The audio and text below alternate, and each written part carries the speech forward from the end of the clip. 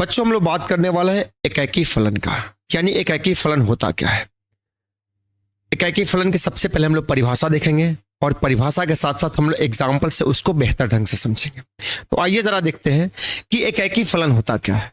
सबसे पहले अगर मैं परिभाषा की बात करूं तो समुच्चय ए से बी पर फलन एफ एकाकी कहलाता है यदि ए के प्रत्येक अवयव का बी में अलग अलग प्रतिबिंब हो। ए के प्रत्येक अवयव का बी में अलग अलग प्रतिबिंब हो तो ऐसे फलन क्या कहलाते हैं, एकाकी फलन कहलाते हैं। अब जरा कंडीशन देखा जाए, ये तो रहा परिभाषा, लेकिन परिभाषा से काम चलने वाला नहीं है। हमसे क्वेश्चन पूछा जाता है एकाकी फलन सिद्ध करने के लिए। तो हम अब हमारे सामने अगर कोई फलन आ जाए और हमें सिद्ध करना है कि वो फलन एकाकी कैसे है, तो हम उसको सिद्ध कैसे करेंगे। तो जरा बच्चों इस पॉइंट पे आप फोकस करिए। ये कह रहा है कि ये क्या लिखा है, ये लिखा है कि समुच्चय ए से बी पर फलन एफ क्या है, समुच्चय ए से बी पर फलन एफ एकाकी कहलाता है यदि, यहां पे दो कंडीशन दी गई हैं, दोनों में से किसी भी एक कंडीशन को अगर आप लेके चलेंगे तो हमारा फलन एकाकी सिद्ध हो जाएगा। मैं पहले कंडीशन की बात कर ले रहा हूं।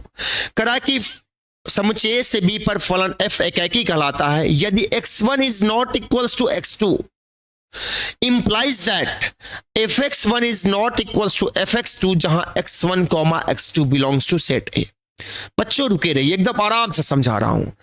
कह रहा है कि यदि इस फलन के प्रांत यानी a के दो अवयव x1 और x2 ऐसे हों कि दोनों क्या हो, असमान हो, यानी दोनों बराबर ना हो। जब ये दोनों बराबर नहीं है तब अगर उन दोनों के प्रतिबिंब यानी ये fx1 क्या दिखा रहा है, fx1 x1 के प्रतिबिंब को दिखा रहा है और fx2 x2 के प्रतिबिंब को दिखा रहा है, यानी कि समुच्चय ए यानी इस फलन के प्रांत के दो अवयव x1 और x2 ऐसे हैं जो क्या हो, बराबर ना हो। और जब ये बराबर ना हो तो इनके प्रतिबिंब भी आपस में बराबर नहीं होने चाहिए, तब जाके दिया गया फलन एकाकी कहलाता है। यानी कि हमें अगर इस फलन f को एकाकी सिद्ध करना होगा तो हमें क्या लेना होगा, हमें इसके प्रांत से दो अवयव x1 और x2 लेना होगा जो क्या हो, असमान हो, और तब इनके आधार पे हमें दिखाना होगा कि तब इनके प्रतिबिंब भी क्या है, आपस में असमान है, तब जाके ये फलन क्या होगा, एकाकी होगा। बच्चों घबराइए नहीं, मैं आपको एग्जाम्पल दूंगा। दूसरी कंडीशन क्या है, ये तो पहली कंडीशन थी। दूसरी कंडीशन यानी कि दूसरी कंडीशन क्या कर रहा है कि fx1 is equals to fx2 implies that x1 is equals to x2। रुके रहिए, बता रहा हूं। दूसरा कंडीशन ये कर रहा है कि यदि इसके प्रांत के दो अवयव x1 और x2 ऐसे हों, ऐसे दो अवयव लिए जाए इसके प्रांत से जिनके प्रतिबिंब बराबर है, जिनके ये fx1 क्या है, x1 का प्रतिबिंब है, fx2 क्या है, x2 का प्रतिबिंब है, यानी कि ये दो अवयव x1 और x2 ऐसे लिए जाएं ताकि इनके प्रतिबिंब बराबर हो, तब हमें दिखाना होगा, तब हमें ये सिद्ध करना होगा कि ये दोनों अवयव भी आपस में बराबर हैं। अगर मैंने इस आधार पे मैं ये दिखा ले गया कि x1 is equal to x2 है, यानी ये दोनों अवयव आपस में बराबर हैं, तब जाके दिया गया फलन एकाकी होगा। बच्चों परेशान मत होइए, मैं दोनों ही कंडीशन से मैं क्वेश्चन को सॉल्व करके दिखाता हूं, बिल्कुल रुके रहिए। अब बारी है बच्चों एग्जाम्पल की। सबसे पहले एग्जाम्पल की मैं बात कर ले रहा हूं। पहला एग्जाम्पल बिल्कुल एक छोटा सा एग्जाम्पल है। इस एग्जाम्पल को हम लोग वेन आरेख से दिखाएंगे तो हमें समझ में आ जाएगा। करा कि यदि ए एक समुच्चय है जिसमें तीन अवयव है 1, 2, 3, ठीक है, ये ए एक समुच्चय है। उसी तरह बच्चों एक समुच्चय बी है, ये समुच्चय बी है जिसमें कितने अवयव है, 4 अवयव है, 2, 3, 4, 5। और समुच्चय ए से बी पर फलन एफ इस प्रकार परिभाषित है कि, यानी कि यहां पे समुच्चय ए से बी पर एक फलन दिया गया है जिसको इस प्रकार परिभाषित किया गया है कि fx बराबर x+1। तब हमें दिखाना है कि ये फलन क्या है, एकाकी है। बच्चों एक बिल्कुल ये छोटा सा क्वेश्चन है, जरा गौर से देखिए। यहां पे सॉरी, यहां पे x कहां से लिया जाएगा, समुच्चय a से लिया जाएगा। x कहां से लिया जाएगा, समुच्चय a से। अगर मैं x की वैल्यू 1 लेता हूं तो इसका प्रतिबिंब 1 + 1 क्या होगा, 2 होगा। अगर मैं x की वैल्यू 2 लेता हूं तो इसका प्रतिबिंब 2 + 1 यानी कि 3 हुआ।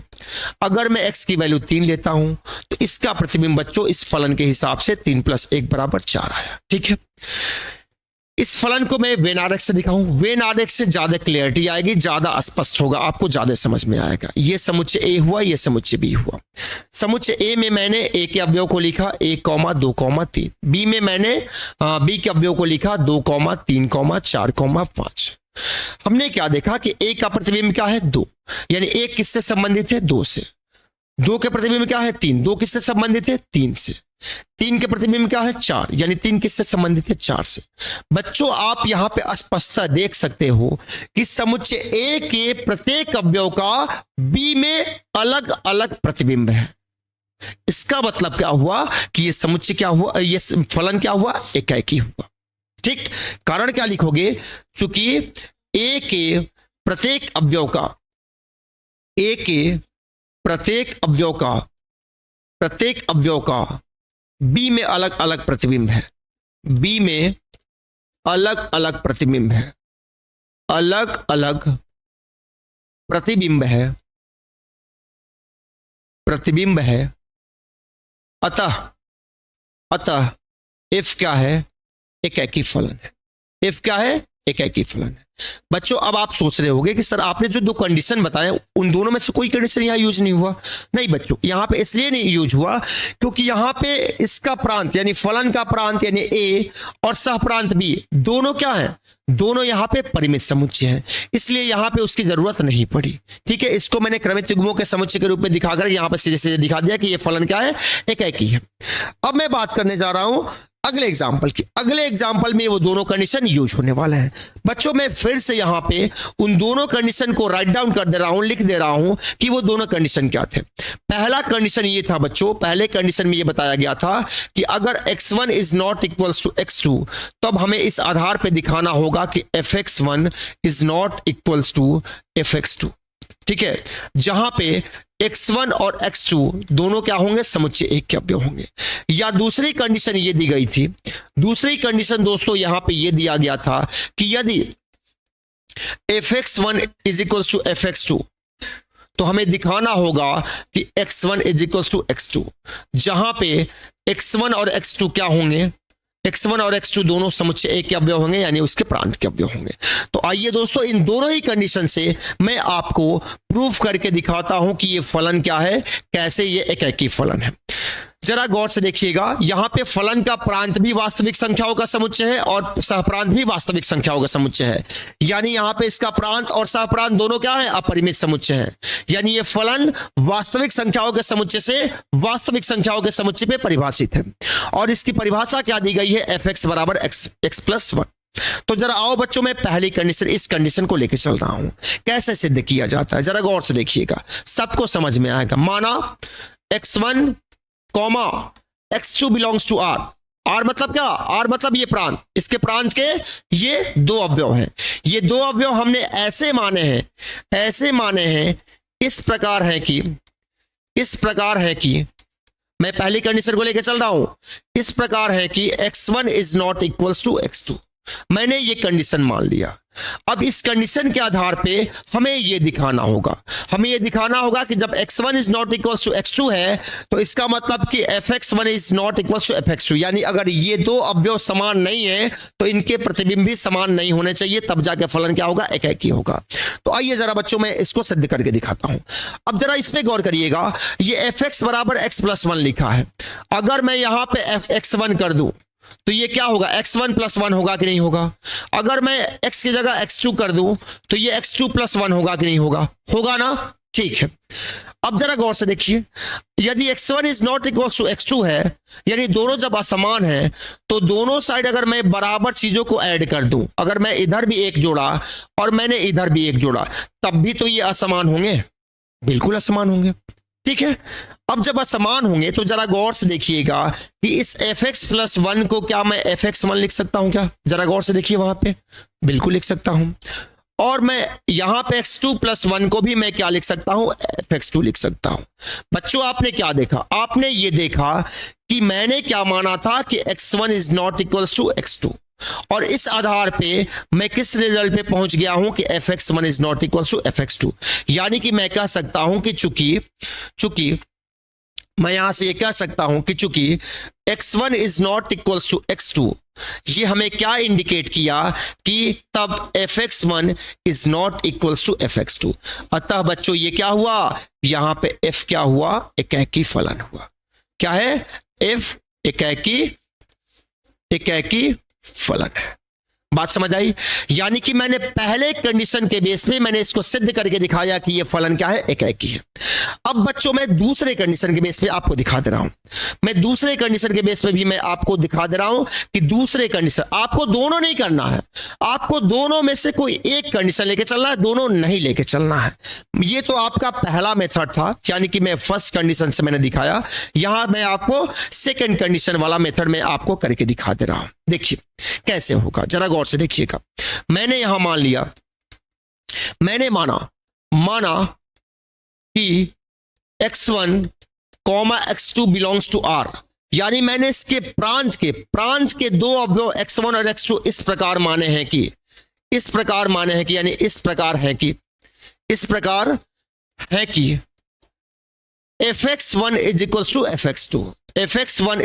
fx2, यानी इसके प्रांत के मैंने दो अवयव ऐसे माने हैं कि दोनों के प्रतिबिंब आपस में क्या है, बराबर है।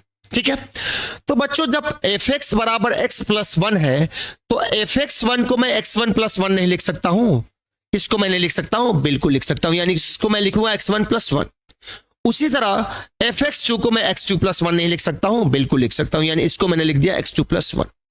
अब जरा गौर से देखना, ये 1 से 1 क्या हो गया, सब्ट्रैक्ट हो गया। इसको काटना नहीं कहेंगे, ये उधर जाकर के घट गया यानी खत्म हो गया। अब आपके पास बचा क्या बच्चों, अब आपके पास बच गया कि x1 is equals to x2। ठीक है बच्चों, आपने माना क्या था, हमने ये माना था, और इस मानने के बेसिस पर हम कहां पहुंच गए हैं, यहां पहुंच गए हैं।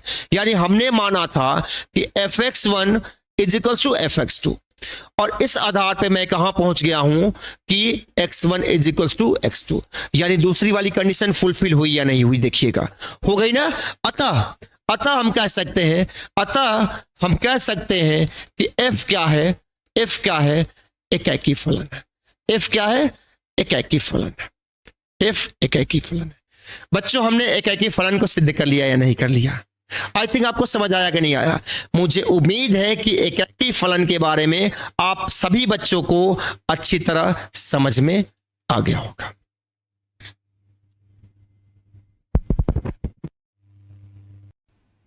तो अब इस वीडियो की सबसे जरूरी बात सुनिए। अगर आप अपना कंप्लीट कोर्स चाहते हैं कि भैया हमको हमारा कंप्लीट कोर्स मिल जाए, जो भी सब्जेक्ट हम पढ़ रहे हैं उसके कंप्लीट वीडियो लेक्चर एक तरफ से शुरू से लेकर के अंत तक पूरे वीडियो लेक्चर हमको मिल जाएं। अगर आपको अपना कंप्लीट कोर्स चाहिए प्लस आप चाहते हैं कि आपको बने बनाए नोट्स भी मिल जाएं, हमको नोट्स भी ना लिखना पड़े, तो इस सुविधा के लिए, क्योंकि YouTube पर कंप्लीट कोर्स उपलब्ध कराना बिल्कुल भी संभव नहीं है, क्योंकि नोट्स अपलोड करने की कोई सुविधा YouTube पर नहीं है। अब अगर आपको अपना कंप्लीट कोर्स चाहिए वीडियो लेक्चर प्लस नोट्स के साथ, तो आप हमारा डिजायर पॉइंट ऐप डाउनलोड कर लीजिए। ऐप का लिंक इस वीडियो के डिस्क्रिप्शन में है, उस लिंक पर क्लिक करके आप प्ले स्टोर से ऐप को डाउनलोड कर सकते हैं, या फिर आप प्ले स्टोर पर डिजायर पॉइंट लिख कर सर्च कर सकते हैं। ये चैनल का लोगो है, प्ले स्टोर पर ऐप आ जाएगा। ऐप को आप प्ले स्टोर से डाउनलोड कर सकते हैं। ऐप को अपने फ़ोन में डाउनलोड करने के बाद आपको ऐप पर अपना रजिस्ट्रेशन कर लेना है, यानी अपना नाम, गांव, सारा डिटेल भर के अपना रजिस्ट्रेशन करके अपना अकाउंट बना लेना है। और जो अकाउंट बनाइएगा उसका पासवर्ड ज़रूर याद रखिएगा, क्योंकि पासवर्ड अक्सर बच्चे भूल जाते हैं। तो अपना पासवर्ड बना लेना है, अपना अकाउंट बना लेना है, रजिस्टर कर लेना है, और ऐप पर आपको वीडियो लेक्चर मिल जाएंगे प्लस नोट्स मिल जाएंगे। रिकॉर्डेड बैचेस के साथ साथ लाइव बैचेस भी अगर स्टार्ट हो रही होंगी तो वो भी आपको मिल जाएंगी, यानी ऐप पर आपको सारी सुविधा मिल जाएगी। कंप्लीट कोर्स मिल जाएगा, डाउट सेशन मिल जाएगा लाइव क्लासेस के दौरान, और आपको नोट्स मिल जाएंगे, यानी आपकी पढ़ाई पूरी तरह से हो सकेगी, कोई दिक्कत आपको नहीं होगी। और अभी भी अगर कोई दिक्कत है तो आप हमसे कांटेक्ट कर सकते हैं।